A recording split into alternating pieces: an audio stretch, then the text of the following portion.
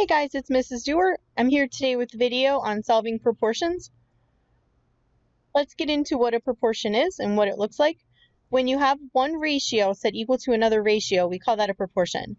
Another way of saying that is a fraction set equal to a fraction. So there's an example. And the way we solve these is we cross multiply. So let me show you. Here's one example.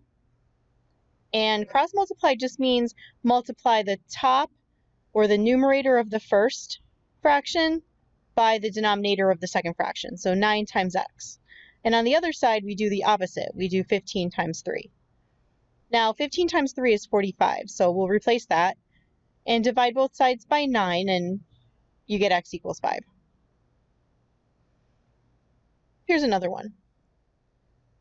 So we're going to cross multiply. 7 times 9 on one side equals 3 times x goes on the other side.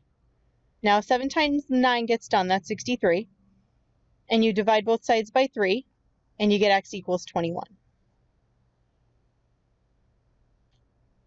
Another example. 8 times 2x goes on one side, 12 times 4 on the other. 8 times 2x gets done, that's 16x, and 4 times 12 is 48.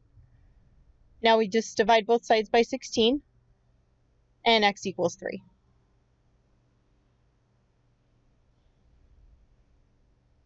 Okay, now this one's going to require parentheses, because if you look at the denominator x plus 9, you want to put that in parentheses when you multiply it by 4. So you do 4 times the quantity x plus 9, and then 8 times 2.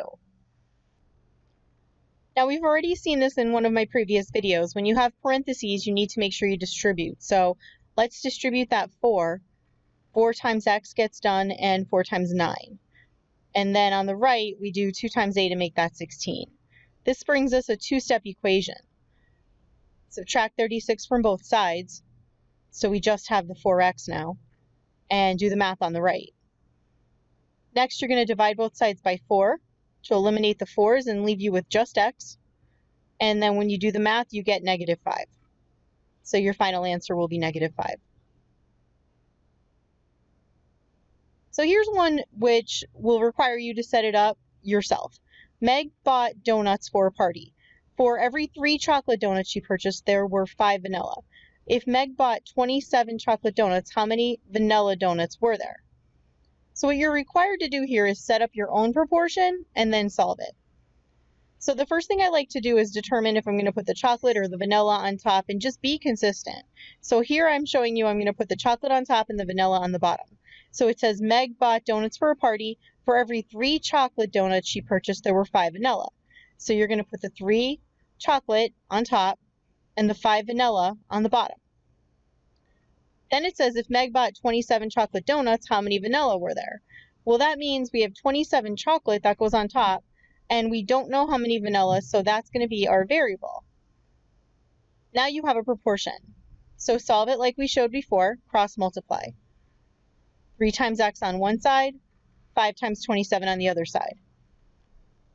Calculate your 5 times 27, and then you can divide both sides by 3. That'll eliminate your 3's, and x is 45.